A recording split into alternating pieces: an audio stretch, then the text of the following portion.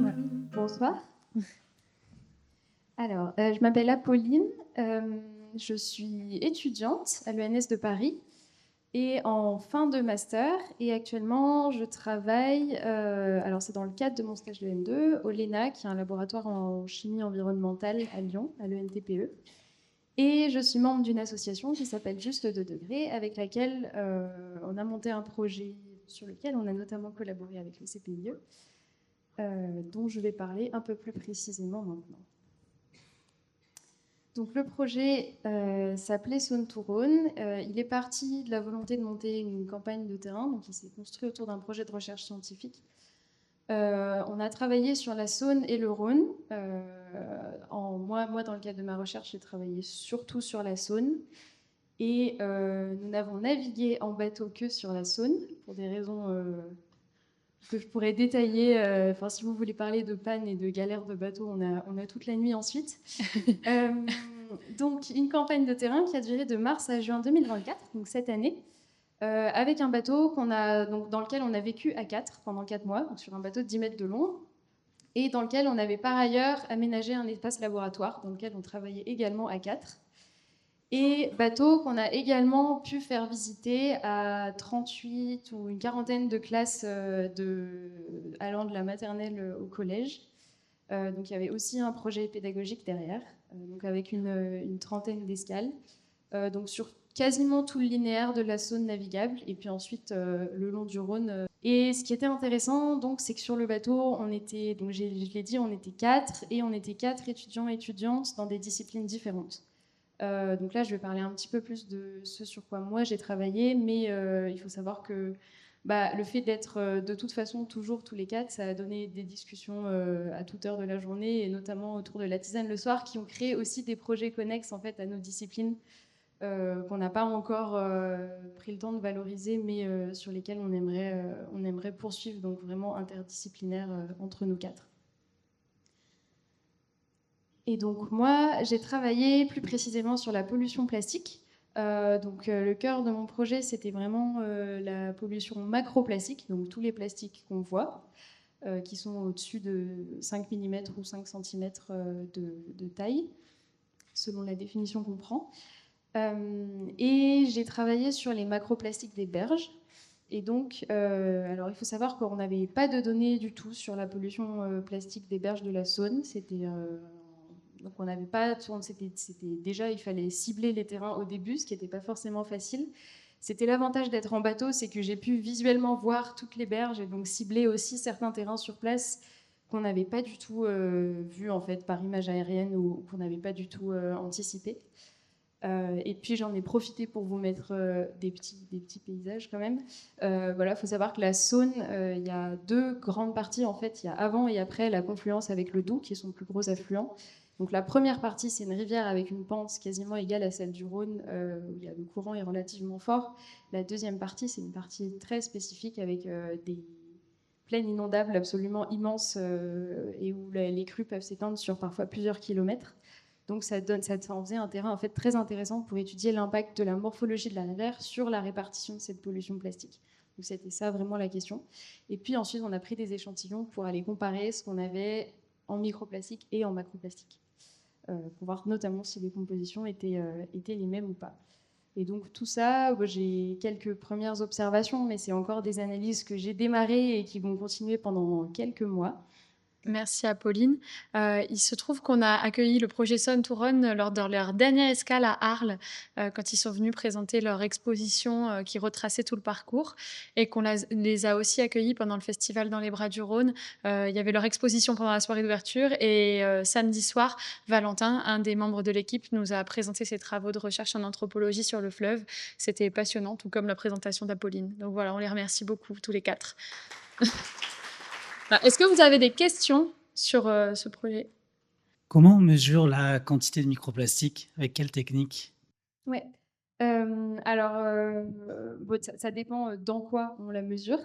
Moi, le premier truc que je vais faire, c'est de mesurer les microplastiques qu'on a dans les sédiments. Donc, en gros, la terre au bord de l'eau, pour faire très simple. Donc là, sur le terrain, il n'y a pas grand-chose à faire, hormis prélever, mettre dans un bocal et mettre le bocal au frigo. Donc ça, c'est assez rapide. Et ensuite, ce qui est plus long, c'est l'analyse en labo. Donc là, il faut extraire. Donc pour extraire, on prend une eau dans laquelle on va mettre un composé qui va la rendre plus lourde. Donc comme si on mettait de l'eau salée, mais très très très salée pour que tous les plastiques flottent. On va aller récupérer tout ce qui est en surface, filtrer, et ensuite, c'est des méthodes qui sont basées sur de la spectro-infrarouge. Donc, on va regarder les spectres d'absorption infrarouge pour aller déterminer, déjà, ça va servir à repérer ce qui est plastique, ce qui n'est pas plastique, mais on va aussi utiliser cette même technique un peu différemment sur les macroplastiques pour déterminer les polymères. Donc, parce que ça nous donne aussi ensuite des indications sur les potentielles sources, en fait, de savoir si c'est plutôt du polystyrène, du PET ou d'autres choses. Merci Apolline.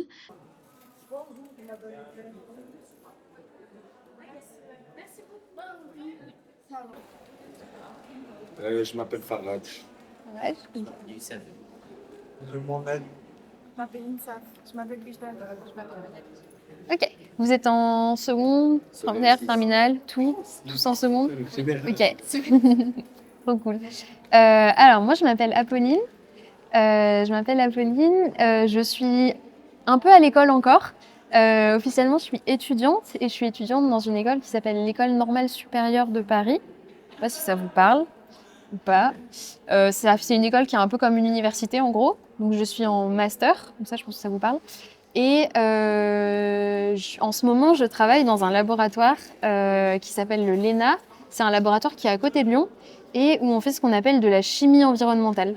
La chimie environnementale, c'est l'étude de toutes les pollutions, en fait, tous les éléments qu'on va pouvoir trouver dans l'environnement. Donc moi, je travaille plus précisément sur le plastique. Et donc, dans ce laboratoire, il y a beaucoup de gens qui travaillent sur le Rhône. Et moi, je travaille plus précisément sur la Saône. La Saône, c'est la moitié de l'eau du Rhône, en fait. Mais elle est finalement assez peu étudiée. Il n'y a pas grand-chose sur la pollution plastique dans la Saône. Moi, je travaille sur ma grande question, c'est comment se répartit, enfin ma grande question du moment, parce que j'en ai plein des grandes questions, c'est comment se répartit la pollution macroplastique et microplastique sur les berges de la Saône. Et est-ce qu'il y a un lien entre macroplastique et microplastique? Alors, microplastique, je ne sais pas si ça vous parle. Même macroplastique. Un peu bof. Ouais. En gros, on dit que la limite, c'est 5 mm. Donc, tous les trucs plastiques que vous voyez en vous baladant à l'œil nu, c'est du macroplastique. Et puis, les microplastiques, c'est les petites particules. Alors, qui peuvent être visibles pour certaines. 5 mm, c'est pas invisible à l'œil nu. Mais il y en a qui sont invisibles à l'œil nu. Donc, du coup, je travaille sur comment ça se répartit dans l'environnement. Et du coup, pour faire ça, j'avais besoin de faire du terrain en fait. J'avais besoin d'aller voir parce que en étant dans un bureau, je pouvais pas savoir grand-chose. Enfin, j'avais des hypothèses et des images satellites, mais ça fait pas tout. Et donc, j'ai fait ce qu'on appelle un terrain cette année sur 4 mois, de mars à juin, où du coup, j'ai descendu toute la Saône avec 3 collègues, en bateau aménagé en laboratoire. Donc on a vécu dans ce bateau pendant 4 mois, on a aménagé un espace laboratoire et on est allé, eux travaillaient sur d'autres sujets et moi je suis allée repérer où étaient les zones d'accumulation de plastique pour avoir une idée de voilà. Et puis après je suis allée répertorier, faire des prélèvements, des analyses pour essayer d'en savoir un petit peu plus. Voilà. Et qu'est-ce qui vous plaît dans votre métier? Ah, c'est une jolie question. Qu'est-ce qui me plaît dans mon métier? Alors, déjà, c'est un métier où on fait du terrain. Et ça, c'est super parce que tu passes du temps. Tu passes du temps dehors, tout simplement. Donc, c'est des moments. Alors, on fait pas que ça. Il y a aussi beaucoup de temps dans des bureaux et dans des laboratoires. Mais le temps sur le terrain, déjà, c'est super. C'est un métier aussi où les jours sont très différents de l'un à l'autre. Il y a une partie manip en laboratoire et puis après on va faire des analyses, on va faire en gros de l'informatique et puis des statistiques et puis après on va plutôt parfois on va passer une journée à lire des articles puis parfois on va passer une journée à rédiger des trucs, donc c'est un peu tout ce truc là et puis c'est un métier où on échange beaucoup aussi, donc soit on échange avec d'autres chercheurs, donc les colloques, les conférences, tout ça, c'est des trucs qui sont super intéressants aussi parce qu'on discute avec des gens travaillent sur des sujets qui sont pas les mêmes, mais qui sont connexes, ou alors parfois qui ont rien à voir, enfin qui paraissent n'avoir rien à voir, et on se dit ah mais tiens, j'avais jamais pensé à ça, mais en fait ça pourrait m'intéresser. Et puis l'autre truc qui me plaît, c'est mais c'est un peu ce qui vous a été dit à la présentation tout à l'heure, c'est qu'on est en lien aussi avec plein de gens qui ont d'autres métiers. Donc par exemple, nous, on a été en lien avec l'agence de l'eau. Et l'agence de l'eau, c'est une institution de l'État qui gère les rivières. Du coup, eux, ça les intéressait de savoir ce qu'on avait vu sur la rivière, pour ensuite voir eux comment ils allaient, par exemple, faire des choses en ce qui concerne la pollution plastique, mais aussi l'état des berges, la biodiversité. Il y a l'agence de l'eau, et puis on peut être en contact avec des entreprises, on peut être en contact avec des écoles comme aujourd'hui pour raconter ce qu'on fait. Enfin voilà, c'est un métier où on échange beaucoup, je dirais. Ouais. Alors, au début, je faisais de la biologie. J'ai fait 2 ans de prépa plutôt axée biologie. Et puis ensuite, quand je suis arrivée à l'ENS à Paris, j'ai fait plutôt de la géologie, qu'on appelle des sciences de la Terre. Donc officiellement, ça s'appelle sciences de la Terre et environnement. Et puis après, je me suis mis à travailler sur les plastiques parce que tout simplement, je montais... Alors au début, je travaillais sur un autre sujet. En fait, je montais un autre projet. Puis j'ai rencontré des gens parce que j'avais besoin d'aide sur une histoire de logistique et de matériel. Et puis on a bu un café ensemble et on a parlé 1h30 et c'était super. Et puis on s'est dit que ce serait vachement sympa de travailler ensemble. Et donc, je me suis mis à travailler sur les plastiques. Donc, c'est vraiment le hasard. On rencontre des gens et puis on se dit, ah tiens, en fait, c'est super, on va travailler ensemble. Ça fait combien de temps que vous faites ça? Ça fait... alors que je travaille sur les plastiques, j'ai commencé à monter le projet là en 2022. Donc, ça fait un peu plus de 2 ans. Ouais, 2 ans et quelques. Ça fait pas si longtemps. Vous avez quel âge du coup? J'ai quel âge? J'ai 23 ans. J'ai 23 ans et du coup, je suis à la fin de mon master. C'est quoi qui vous passionne dans ce métier? Qui me passionne sur le plastique. Moi, j'adore travailler sur le plastique parce que en fait, c'est un objet qui est créé par l'humain, qui est purement humain, mais qui en fait va se... Enfin, là, en plus, je travaille sur une approche un peu géomorphologie de comment il se déplace dans l'environnement. Et où, du coup, en fait, c'est un objet qui est purement humain, mais qui échappe totalement au contrôle de l'humain parce qu'on ne garde pas le contrôle sur tout ce qu'on produit. Et du coup, je trouve ça hyper passionnant parce qu'on travaille sur l'humain et quand on est sur le terrain, on ramasse plein d'objets qui racontent beaucoup de choses de ce qui se fait sur la rivière en fait. Par exemple, on ramasse des objets qui sont liés à la pêche, qui sont des jouets qui ont été perdus, qui sont des chaussures qui ont été perdues, qui sont des emballages qui ont peut-être été jetés volontairement ou alors qui se sont envolés, on ne sait pas trop. Et en fait, on imagine plein d'histoires parce que on se rend compte que ça dit beaucoup de choses de l'humain. Du coup, on travaille sur l'humain, mais sans vraiment être dans la sociologie, quoi. En fait, on n'est pas au contact des humains, mais on est au contact de toutes ces thématiques-là. Ça, c'est super. C'est important de faire des recherches sur le plastique.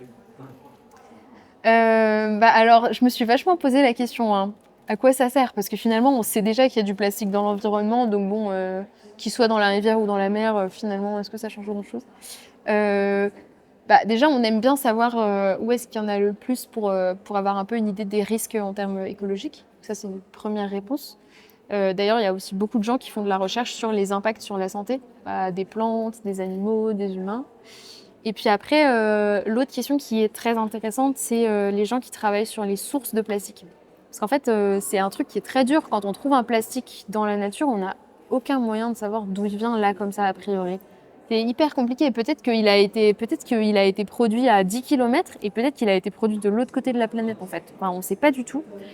Et pourtant, c'est ça qui est intéressant, en fait, parce que si on considère que c'est un risque et que c'est un danger pour la santé, du coup, on a besoin d'avoir des moyens de mettre un terme à cette pollution plastique. Et pour ça, on a besoin de savoir d'où ils viennent. Donc, du coup, cette question-là, elle est particulièrement intéressante, à mon avis, quand on travaille sur les plastiques.